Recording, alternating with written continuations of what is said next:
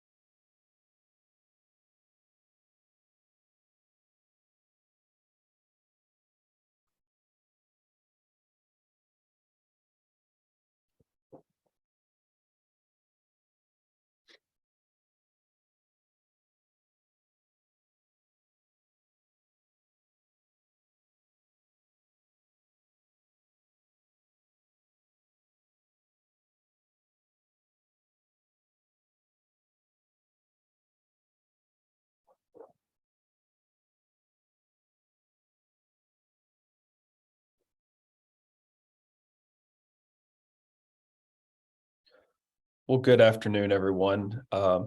As Ryan said, we're going to kick off here a little bit slow to start simply because we let everyone get logged in. But we really hope this moment finds you well, and we are really excited that you joined us here today. And on this discussion of SOYLEIC and what it looks like in the scape around us. This is going to be more of a casual conversation. It's going to be open at the end for questions from you. If you've got questions, always roll those into us. We've got a team in working on that and getting the questions lined up for us. But we're always going to be excited to have those questions come to us at the end, and that way we can work through it. We'll be working around 10-minute segments, just as a heads up. We're going to start in a few minutes, but first I just want to kind of give a little bit of introduction here. I'm Brian Stobaugh, Director of Licensing and Commercialization at Missouri Soybean. I've been on staff here at Missouri Soybean for almost 6 years, and I've had the pleasure of working with the SOYLEIC portfolio since it began. In my time here, when it began here, in my time here in 2017, this has been a great opportunity to work with the farmer leaders here in the state and through their checkoff research and seeing a true non-GMO high oleic trait come to light. This is really what is important about checkoff research and seeing that come in here to us. A note to remind you that the question and answer box is at the bottom, so make sure and take a look at that at the bottom of the screen. You can always add those Q&As down there at the bottom for us to take a look at. Really right now, I really wanted to just give you a quick summary of what high oleic and SOYLEIC looks like right now in the landscape of the non-GMO trait, and then I'll kick it into talking about the group of the team that we have here with us to talk about the experts side content on this growth that we've seen over the years. So I'm going to switch over here, and we're going to start on this screen share if I can get it to go.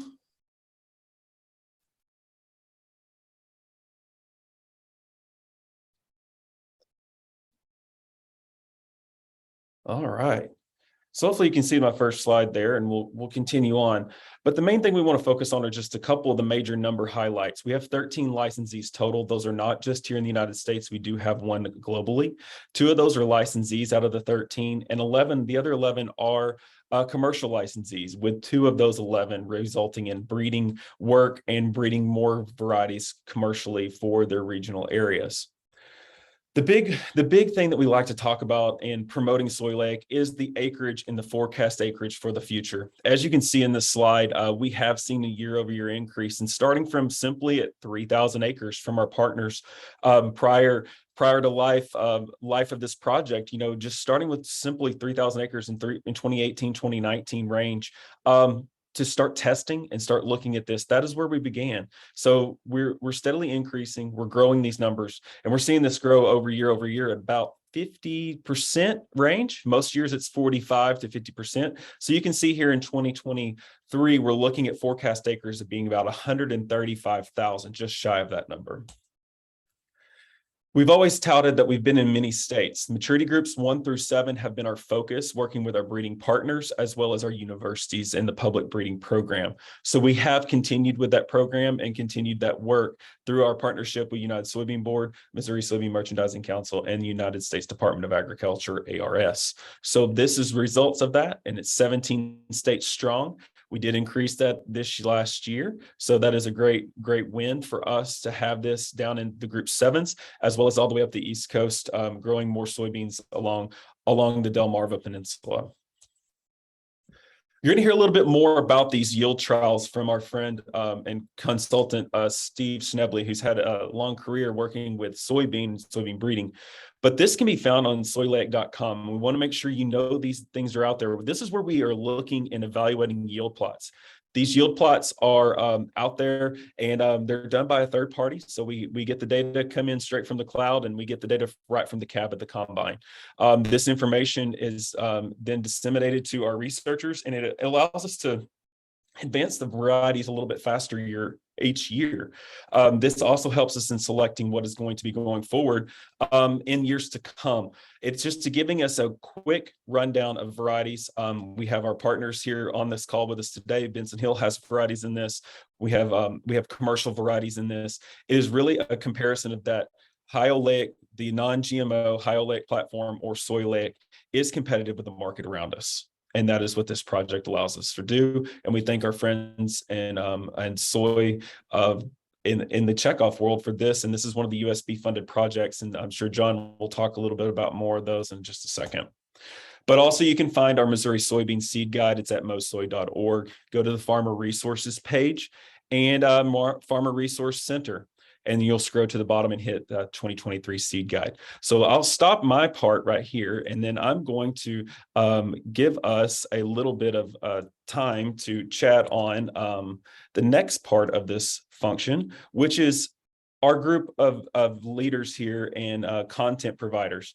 And first off, I'm going to start with John Jansen. John is the oil strategy vice president for United Soybean Board. He serves as a strategic leadership position, and he has responsibilities for implementing and providing guidance and direction to the USB's oil strategy as a whole.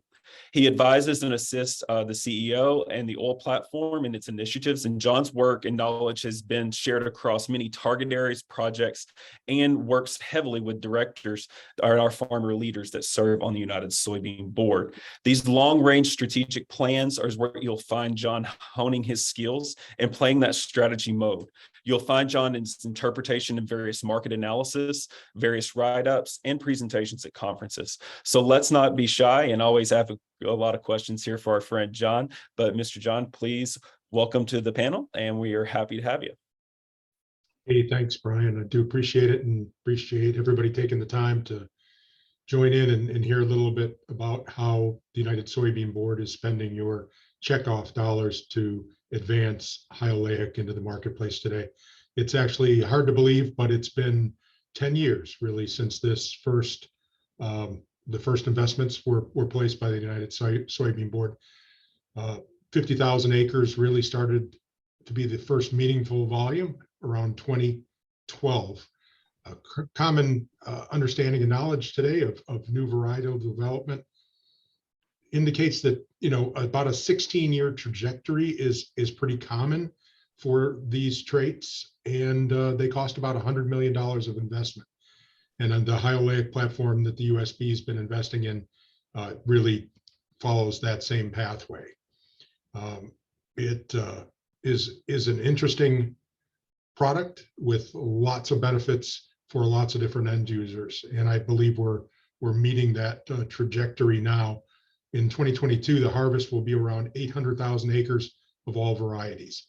In 2023, we're expecting to pass that million-acre mark, which is a real milestone that this program's been waiting for quite a while. The SOYLEIC investment So for every dollar that you've invested in the checkoff, it's returned you $1.30 so far. And that number kind of exponentially explodes next year with the large volumes that are out there and the premiums being paid to an area where for each dollar you'll be getting a $2.25 return on the money you've spent. So well worth the time and the effort here, and it continues to be a real groundbreaking effort and something that our national directors have been focused on. So the high oleic trade in general, 2023, 1.2 is expected, 24, 1,000,006, 25, 2,000,002.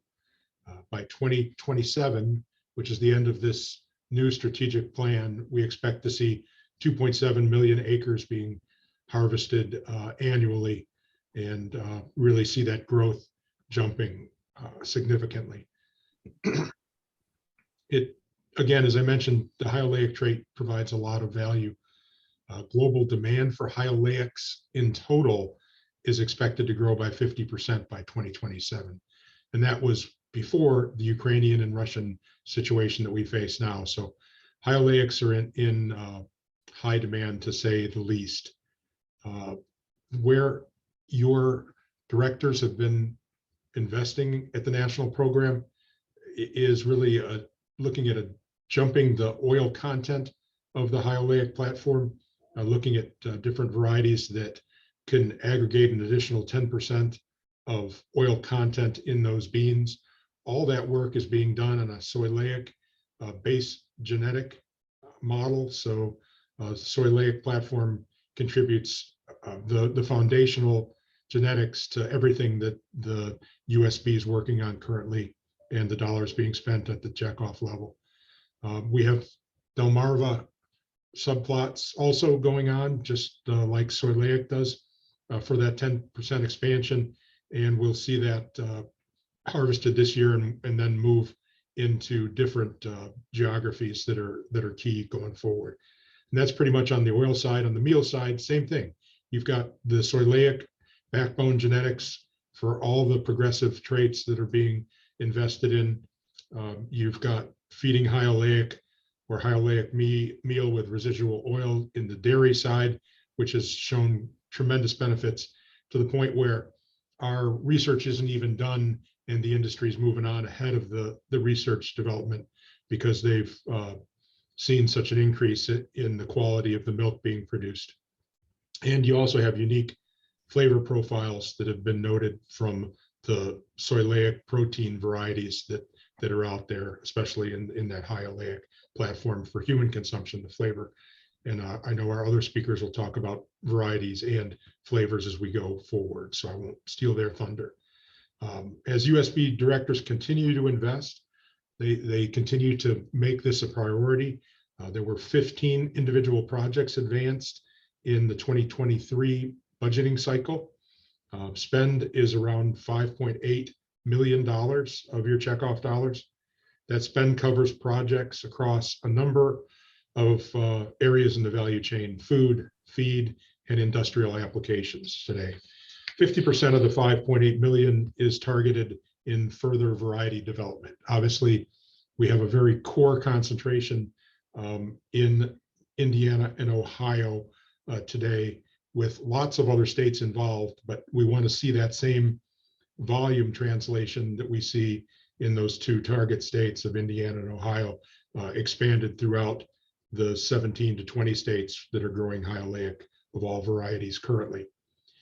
Our farmer outreach and education makes up about another 25% of that spend. You guys are tough to convince, but the premiums being paid here and the expansion that's underway, I think you're really going to enjoy some of the margins and the opportunities here with high oleic going forward. Excuse me. We're also designing systems and models that link into the production system to let you know exactly what varieties are of benefit where and how they can link to end users to ensure that you're positioned correctly. But overall, we're also adopting a real change strategy as far as targeting farmers within a 100-mile radius of every delivery location in order to advance the interest and the volumes that are needed this year. So far, give you an idea, we're contracting at about 175% pace compared to the previous year. So lots of interest, lots of opportunity, and lots of cash changing hands. The single most impactful expenditure on the food side that was made about 5 years ago from USB directors was pushing the opportunity at the food level. And that today makes up foundational 2 customers who have really driven this trade expansion in a big way here. And the high oleic continues to be a great frying oil, and especially when prices for crude soybean have gone in the last 18 months to 2 years from $25 crude to $68 currently. The value that high oleic translates to in form of longer fry life at an end user is exponentially more valuable, and we continue to see that interest in food. Meal options are no different. Again, providing a lot of flavor and interesting enhancements to the opportunity for human consumption, which is obviously a very aggressive market growth opportunity for us. So foods paved the way for food to be the foundation. But what we found also is that the high oleic fatty acid profile, after altering with novel chemistry, really looks very similar to petroleum-based feedstocks. So our directors have taken a very long view of the decline in petrochemical production, the expectation that gasoline will eventually be displaced over the next 15 to 25 years by electrification in vehicles, to note the opportunities in the industrial side and to invest rather heavily with that last 25% of the 5.8 million really looks at the opportunity for high oleic and novel chemistry to displace petroleum-based carbon opportunities. Things that are in close that we see are asphalt modifications that you've probably heard about, the ability to generate and reuse about 50% of reclaimed asphalt, and when laying down a mile of individual lane and saving about $500 per mile in that process. Surfactants obviously are a big area for us, where the high oleic chemistry is really taking the front stage. Anything sustainable related is driving great consumer interest, and biodegradable plastics for high oleic hold enormous growth as a PHA development here that allows for biodegradability without any plastic residue and complete disappearance of water bottles, of straws, of films, wrappers within 6 months of being in contact with the dirt and or water in general. So to summarize here, we really see a real bright future for high oleic of all varieties, and specifically for that non-GMO, where really your USB directors are focused on creating opportunities for you to make more revenue coming off farm, and longer term here, that there's no doubt that this technology is going to be important for industrial applications, and really as a bridge for food manufacturers to continue to use and expand this product, especially in the face of high interest from the renewable diesel side of the world. So we appreciate the opportunity to continue to contribute at the national and the state level, and I thank you for your time, and I'll turn it back over to Brian. Thank you very much. Thank you, sir. And remember, at the bottom of the screen, you can click on the Q&A and drop over any questions. John is here to answer those questions about any of the items that he discussed for the 5.8 and the percentages, therefore, that are going out to each one of the areas of research. Next up, I'm going to kick it over to our next introduction, I guess I should say, is kicking over to Steve Snebley. And Steve Snebley is the principal at the SRS Agricultural Consulting. Steve is a prior role he was a breeder, and a great breeder at that. He was with the Pioneer organization for many years. Steve came to us at Missouri Soybean as a consultant back in 2018 to work with us on our breeding programs, and has worked for many years with us at this point. Steve took some time off after his retirement at Pioneer and Corteva, and then worked around the farm, moved down into working near his son and the family, and realized that, bean breeding is still a big part of his life. So Steve came on with us to work with the SOYLEIC platform, and his expertise in that does relate back to his knowledge of working with the trait of high oleic traits in the past. And that was what we really saw when we brought Steve on. But Steve's become an asset with us because of his ability to help us look at the supply chain, look at what we need to go forward with, and marking this components going forward for maturity groups 1 through 7. So without further ado, I'm going to kick it over to Mr. Steve Snebley, who is out on the road. Actually, he is down in Georgia, so he is visiting one of our breeders that is at the University of Georgia. So if you have any questions about any of the beans you've seen from or want to see from Minnesota down to Georgia, Steve has seen those. And on that map, you can imagine he's been on the road quite a bit for the last 3 weeks. So Steve, I'll kick it over to you. All right, very good. Thank you, Brian. Yeah, so it's been a very exciting opportunity here working with the SOYLEIC team, as well as the breeders and of course the other organizations who are bringing this product to the marketplace. And as Brian mentioned, I came to the group here back in 2018, 2019. And of course, the first part of my role, as Brian said, on the supply side, was looking at the product portfolio. And of course, at that point, this is we just had a limited number of options available. They're just starting to, from the public sector coming forward. And so that was my role, is to, take a look at that product portfolio and what's coming in the pipeline. And if you recall that map that Brian put up earlier, and you can find that map on the SOYLEIC website in terms of where we have our public breeding programs and where we're testing. That was another key component, is that historically, what you saw there on that map, as Brian mentioned earlier, we've got, very extensive coverage, in terms of the geography that we cover with the SOYLEIC breeding programs, not only with the public universities, but also with Benson Hill and some other partners. And Jeff is going to talk about the Benson Hill efforts in more detail, but they are also a very strong collaborator in bringing this trait to the marketplace. But what you can see on that map there is we're working with at least 7 different universities. And in fact, that's actually expanding this year, all the way from the Dakotas, all the way down to Georgia, which is where I'm at today. I'm actually looking at some new SOYLEIC releases here today in Georgia that are going to be available for the Southeast, group 6s and 7s.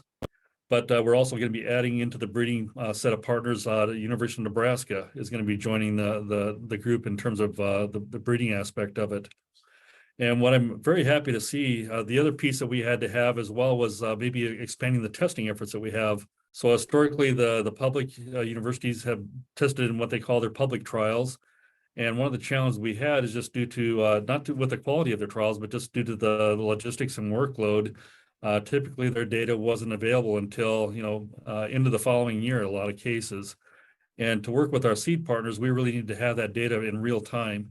And so that's one of the things I took on in the first year, and we're into our second year now of looking at of contractor trials, as Brian mentioned, where we have trials going all the way from the Dakotas all the way down to here to Georgia. But then we're also as east to west as we look at, Nebraska out to Ohio. And so as Brian said, over the past 3 weeks, I've looked at probably 99% of those locations where we have those trials.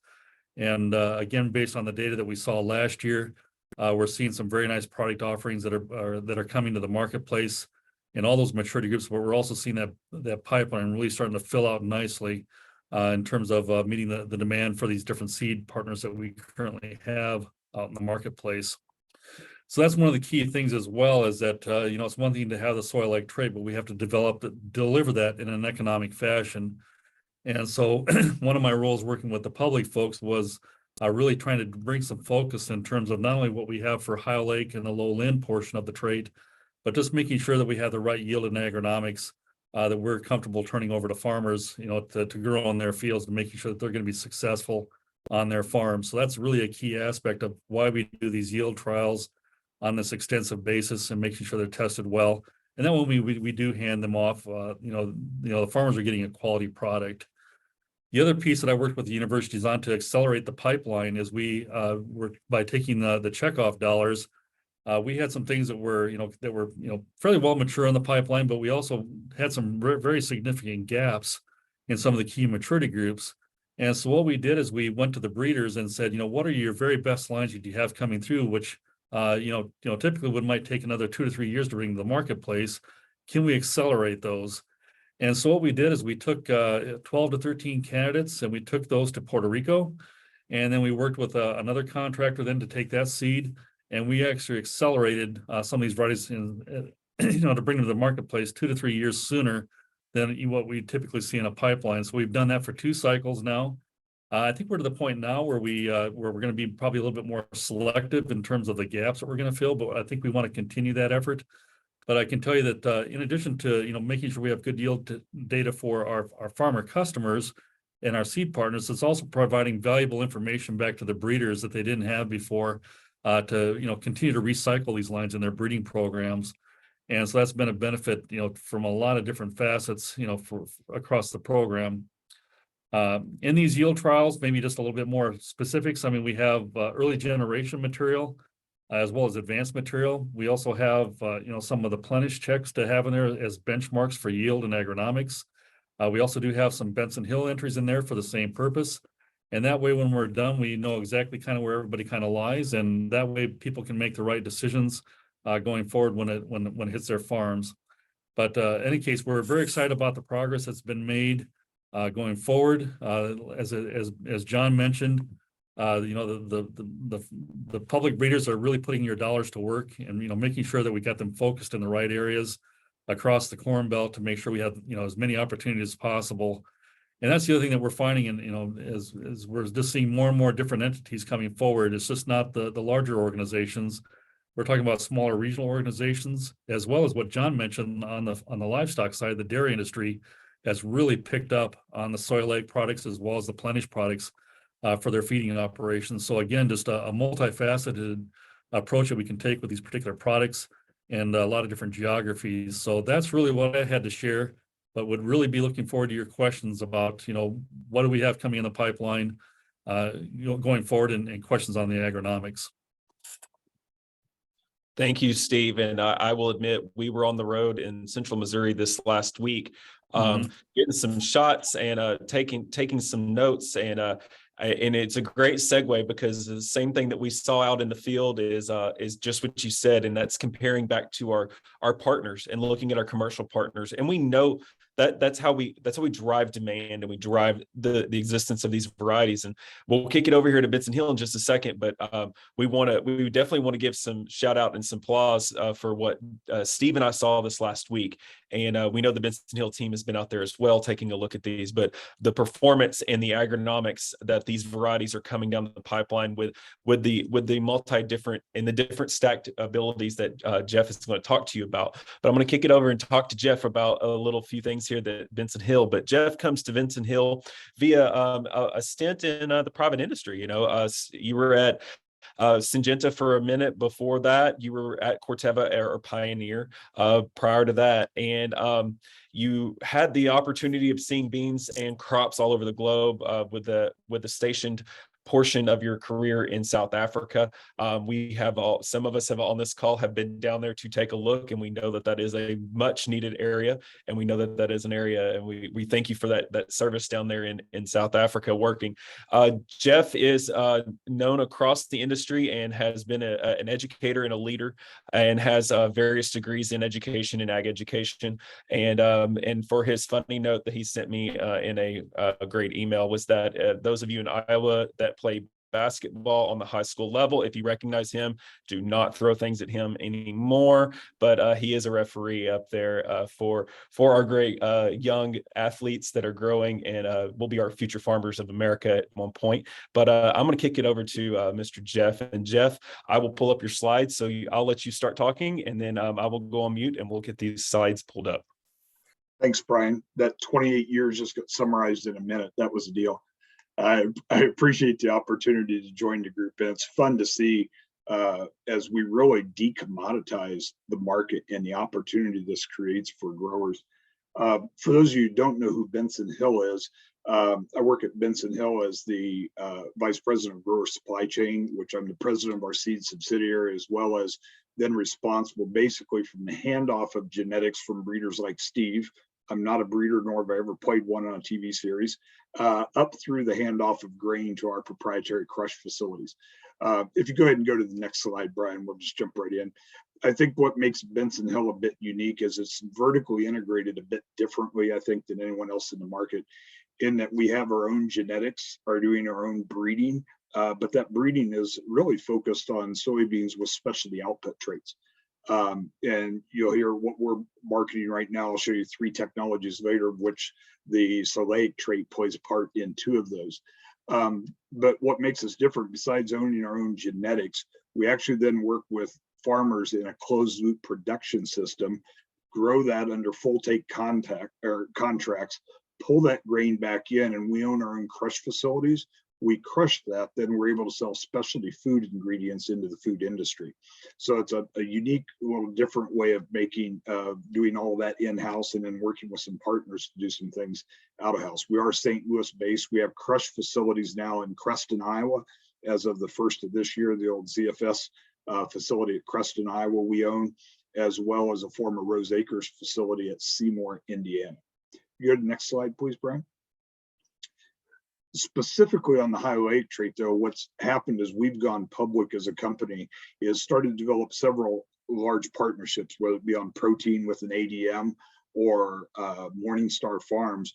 But one we're real excited about, for those of you who know the Schnucks grocery store chain, for those in the St. Louis area might know that they've got more than 100 stores that are using the oil from the Benson Hill varieties with the SOYLEIC trait in their market. So all of their fryers, is doubling the time they can use that oil. It's lowered their labor costs. And that's just, I think, really a reinforcement as we're starting to see the value of the trait in the marketplace. Go ahead, Brian. But I think it really comes back to growers as our partners, that we grow that out in the field. This happens to be 3 different growers. Aaron Lee is in Indiana, Matt Danner's in Iowa, Henry Buell's right around Terre Haute, right on the Illinois, just on the Indiana side of the border. We have numerous other partners growing our product. These guys have been with us multiple years, that really, producing those products out in the field to really drive that output trait performance. And that's really our opportunity. We're dramatically expanding. You heard John talk about the numbers that are expanding, and we're expanding with that dramatically as we go forward with these new contracts. And I'll share just a way, if growers are on the call and are interested in those varieties, how they can get a hold of that. Brian, would you go ahead to the next slide, please? This is actually a picture of our Creston crush facility, and the variety in front of it is on the right. But let me talk first about the 3 banners on the left. We're currently contracting 3 technologies. High and ultra high protein is the first one, but the next 2 banners here have the SOYLEIC trait in them. So we have some very distinct SOYLEIC low linolenic trait oil varieties from a 1.2 up to a 5.1. We're currently contracting 1.2 to 3.4. Most of those are being delivered into American Natural Products at Cherokee, Iowa, or their Galva location, where they're able to refine, bleach, deodorize that oil to go to like the Schnucks contract that we just talked about. But I think particularly for Missouri growers, the 3rd green banner there is what we call internally COVAL. And what we've done is stacked, as Brian was discussing earlier, the SOYLEIC low linolenic trait on the oil value with a specialty protein value that's low anti-nutritionals. And that's really a rapidly expanding market, as we think a lot in aqua with trout. We've heard about dairy earlier on this call, but with trout, with salmon in Norway. And so we put both of those values. So we have 3 products from a 3.7 maturity up to a 4.4 maturity that might fit for many of the farmers on this call, that really have that extra value. And quite frankly, with the crush facility in Creston, by having value on both sides of that and what we're doing selling ingredients, we can oftentimes offer premiums that are different than what's in the market just for a specialty grain contract. And so I think there's a real opportunity for growers as they work with us. Their fields become the largest open air factory in the world, concentrating those traits in a plant, and then we're able to take those into our crush facilities. But we're also doing that as we have higher levels of protein, having that specialty oil, and really being able to replace alternatives in the marketplace with a much lower carbon footprint, much lower water usage, and really helping companies as they look at their ESG from a food ingredient standpoint. And I think oftentimes we only think of environmental, but the social and economic reinforcement of that on a farm where that's done profitably really helps us advance some of those activities. Could you go to the next slide, please, Brian? So this is the last slide. I did, if there's any farmers on the call that are interested in these contract opportunities, we've got a specific website for our grower contracts at www.bensonhillfarmers.com. We list out the different varieties. There's 7 different soybean varieties there with the SOYLEIC trait in them that we're marketing. We have tremendous acreage available of that. We're crushing in Indiana. We're crushing even more at the Creston, Iowa facility, and then some of the straight high leg products going up to Galvin, Cherokee, and Northwest Iowa. And so a lot of opportunities for growers. Brian mentioned early on, we've got about 20 days coming up to some early deadlines where there's some opportunities from some discounts on seed, as well as some early order discounts that really all go into the bushels that make that quite the economic opportunity. So if you're interested, you can call me. My phone number is 515-505-4418, or this bensonhillfarmers.com. There's a way you can react on there, or a number you can call in there, and we'll have one of our field sales get together with you and talk about those varieties that might fit in your area. And with that, Brian, I'll turn it back to you for questions.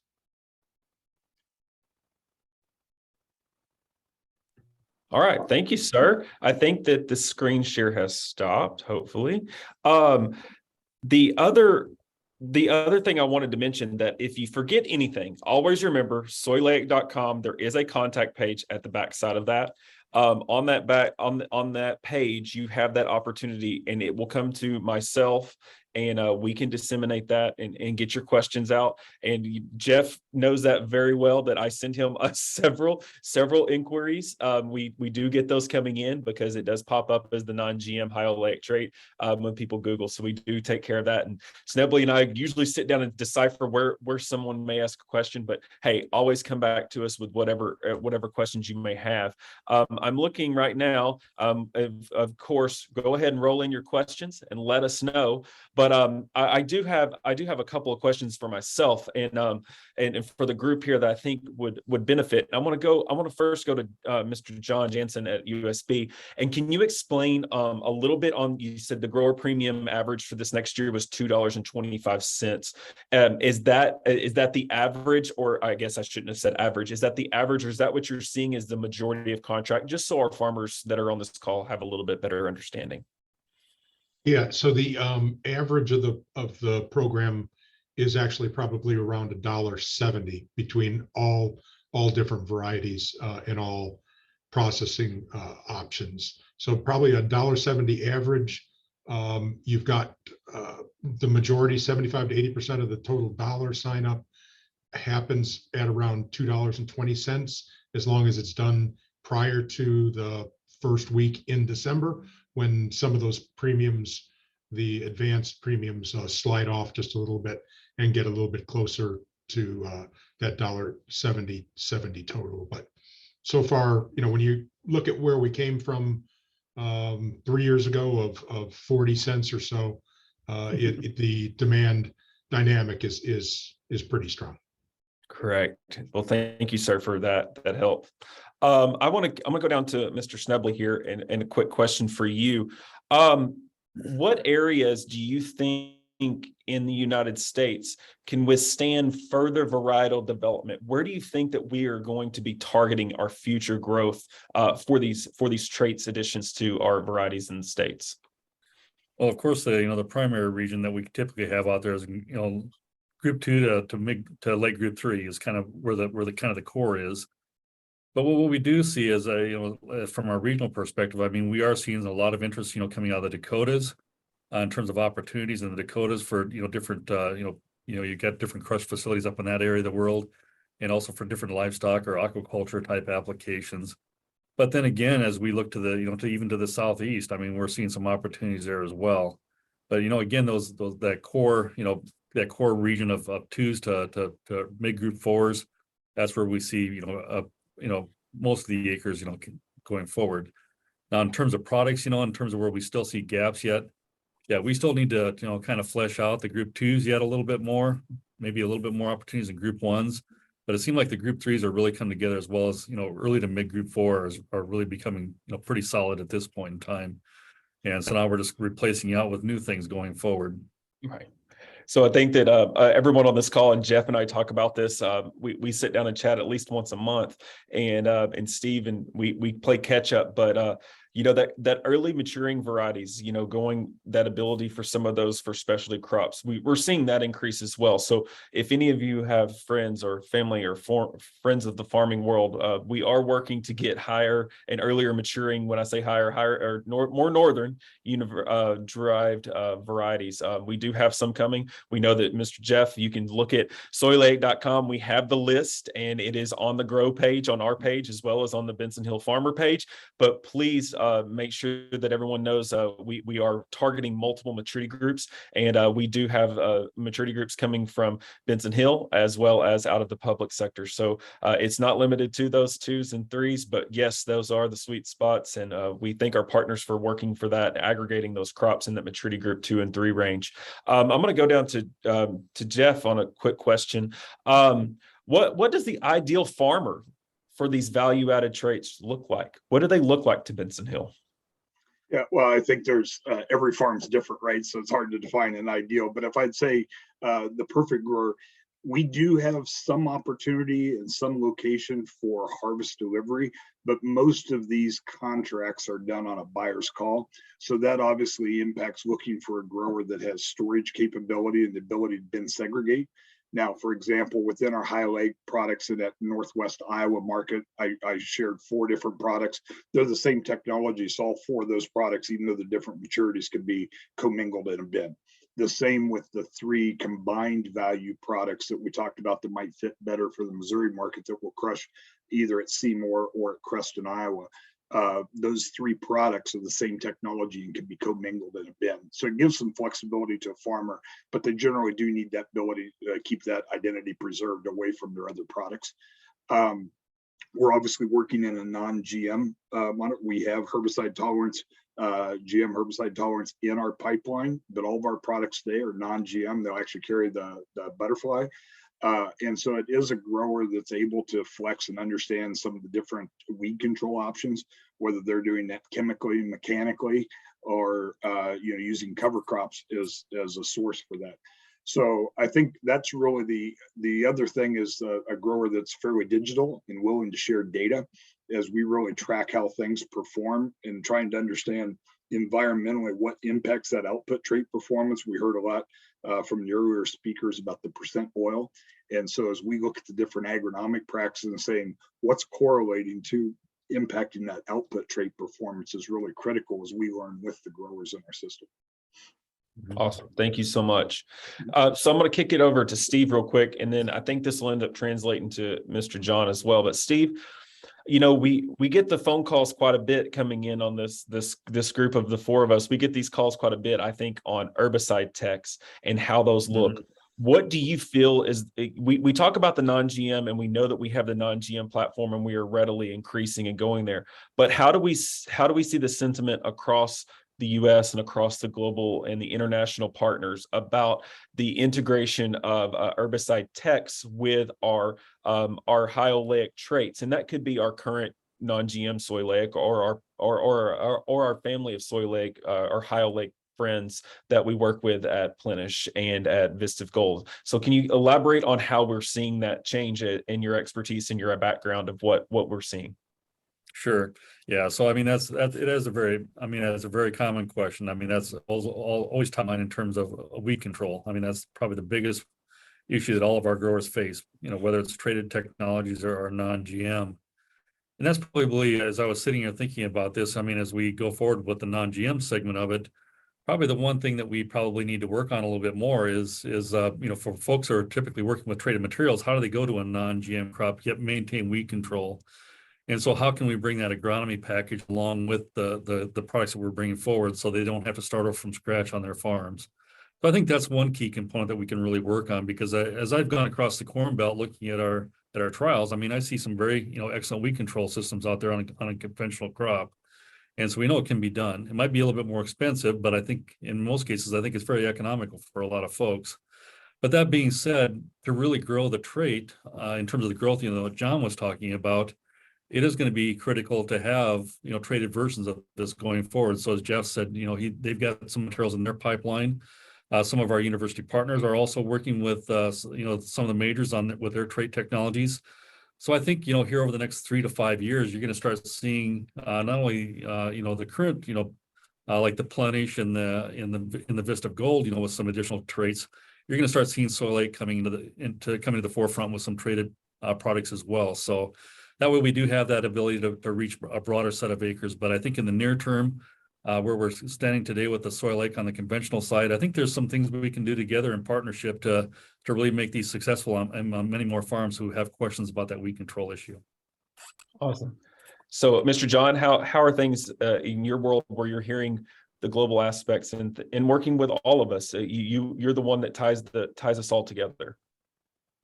Yeah, no, I would echo what Steve said, and I would just indicate that today, in some of the larger volume programs, you're actually not working with the most optimum genetics. And I think that while the yield is superior to conventional, it hasn't held us back in that area. But you'll start to see some of the E series products show up around 27, 28. And I think that'll take care of that last discussion point on weed issues, especially in that upper Northeast area. Awesome. Well, thank you. And Jeff, this is we know that y'all work really well in the non-GM, and you hear my Arkansas accent came out here without saying the y'all one and that one, but we know that we have to talk about this with all of our producers, because our state's so diverse here in Missouri, with going from a mid to late 2 to sometimes all the way down to a late 4. So we have that dynamic impact in what our rotational crops are. So we always want to keep that in touch, and making sure that our farmers and our farmer leaders within the state know. And this group does that, and y'all do an excellent job on the north side up there, working with the farmers as we look into the Creston, Iowa facility and expanding those acres into Missouri. We thank you. So I do have a question now coming in for you, Jeff. What if you have an opportunity or want to, what is the limiting factor of not having SOYLEIC in most, if not every one of the Benson Hill varieties?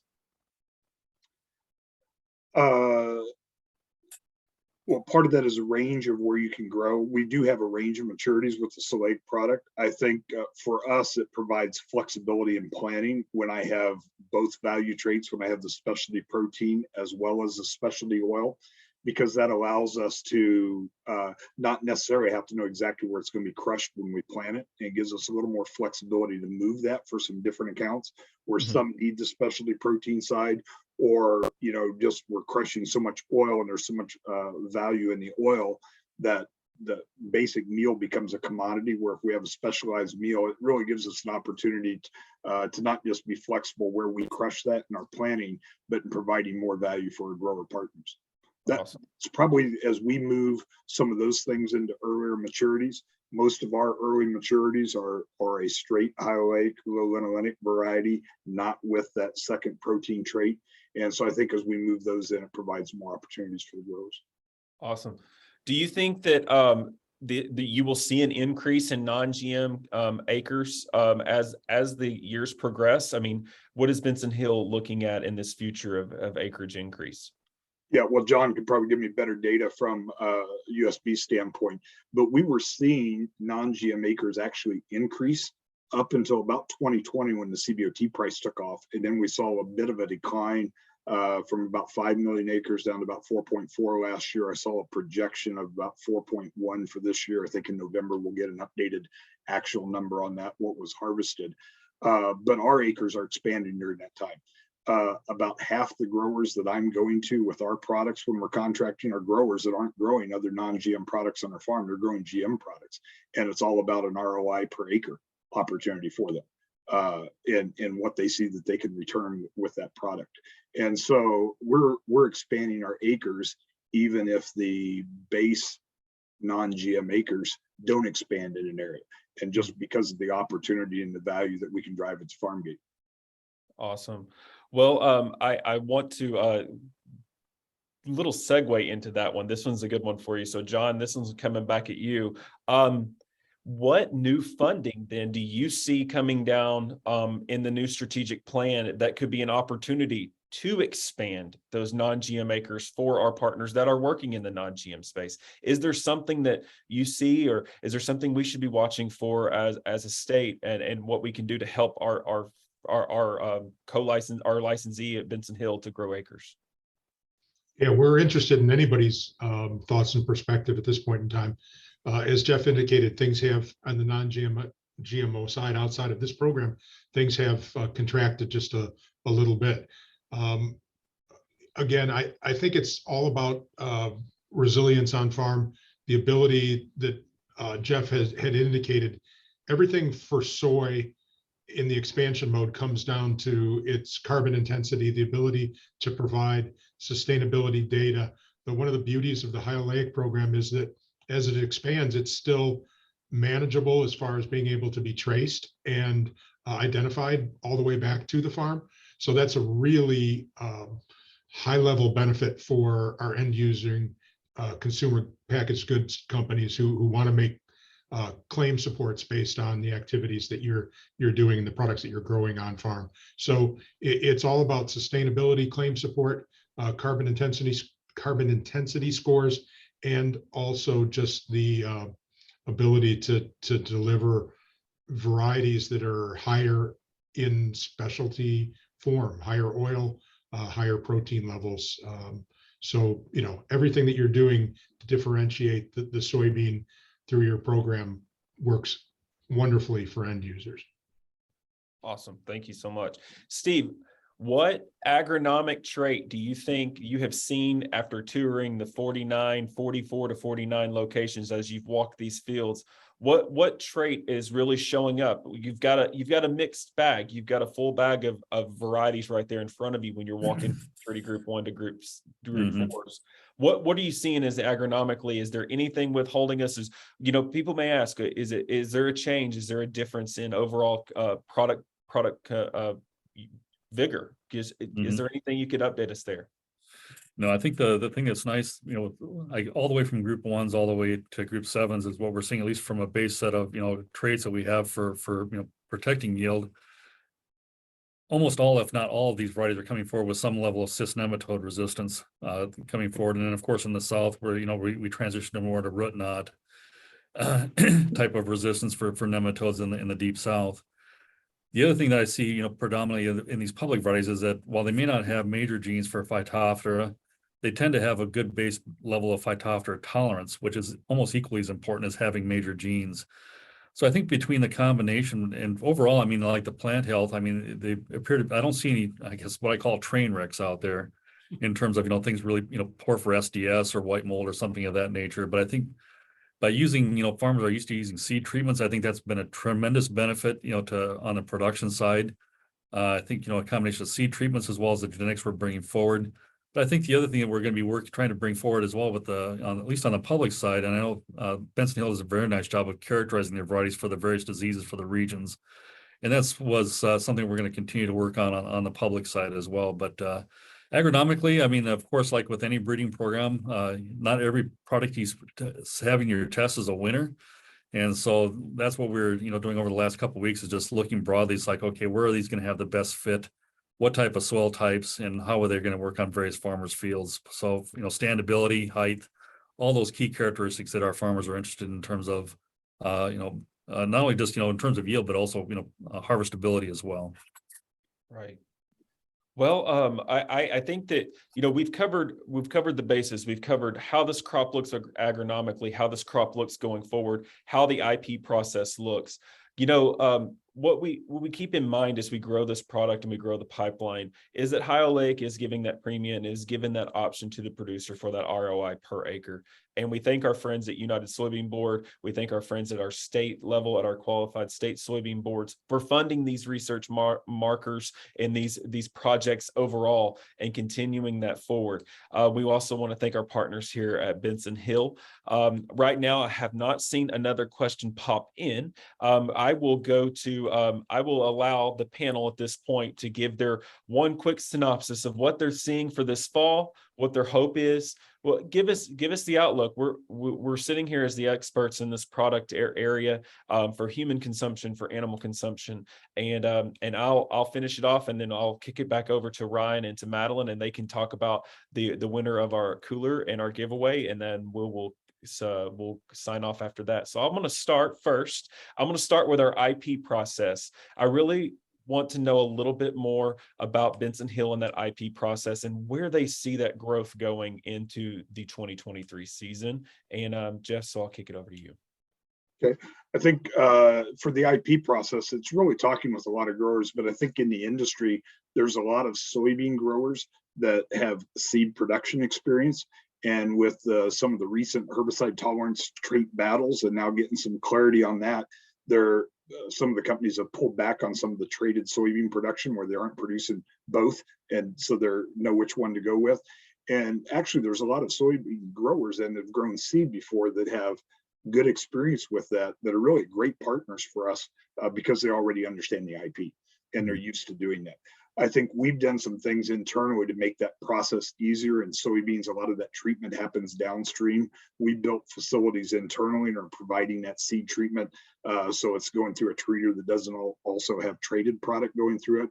Just adds one more layer of support for the grower to eliminate that problem, because many of our growers are growing GM products on their farm besides the non-GM. Mm-hmm. And so it's really just working with all of them and how they do that, and equipment. Growers are sophisticated, but every farm's different. Awesome.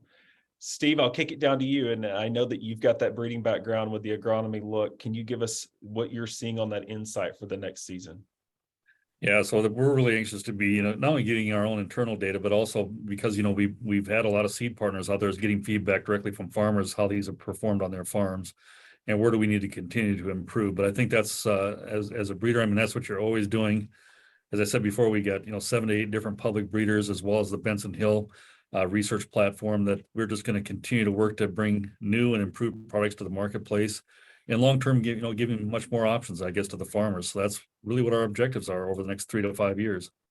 Awesome. And Mr. John, where is John? Where's John seeing things? You've been around, you've worked with this entire group has really, we've all known each other for quite some time, and we've all worked in the soybean space for a good amount of time.